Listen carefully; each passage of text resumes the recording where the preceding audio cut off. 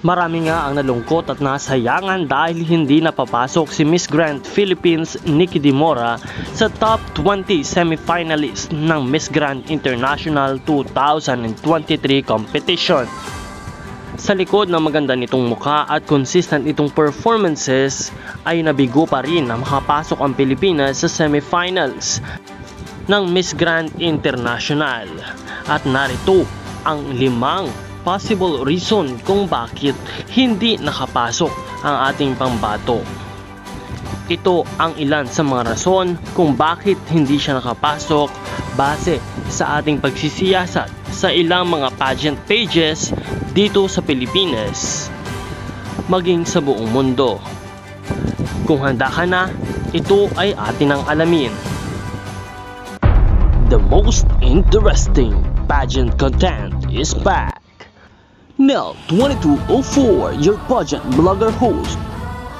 Subscribe!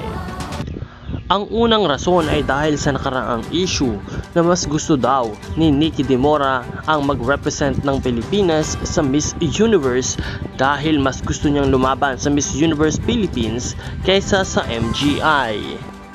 Napabalita dati na mas nais ni Nikki na maging training platform ang MGI bago siya sumabak sa Miss Universe Philippines. Ang ating ikalawang posibleng rason ay ang kanyang pasarela. Marami ang nagsasabi na nakulangan sila sa rampage ng ating pambato dahil ang Miss Grand International ay talagang pambardagulan at pangbaklaan ang labanan.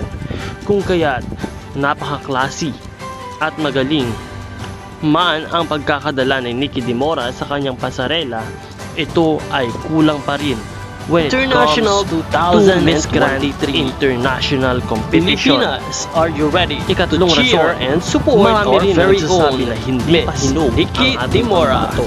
And now in Dahil this siya video, ay let's 19 watch years old her pa lamang full at performances in the national Kinakailangan costume pa niya ng mas and maraming trainings, preliminary mas evening maraming gown and experiences. swimsuit competition. Though, meron na siyang sinalihan dati na experience sa international pageant kung saan ay nanalo din siya ng first runner-up.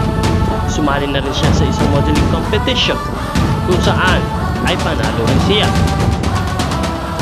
Ngunit ang MGI ay talagang naghahanap ng mas powerful at hinog na kandidata na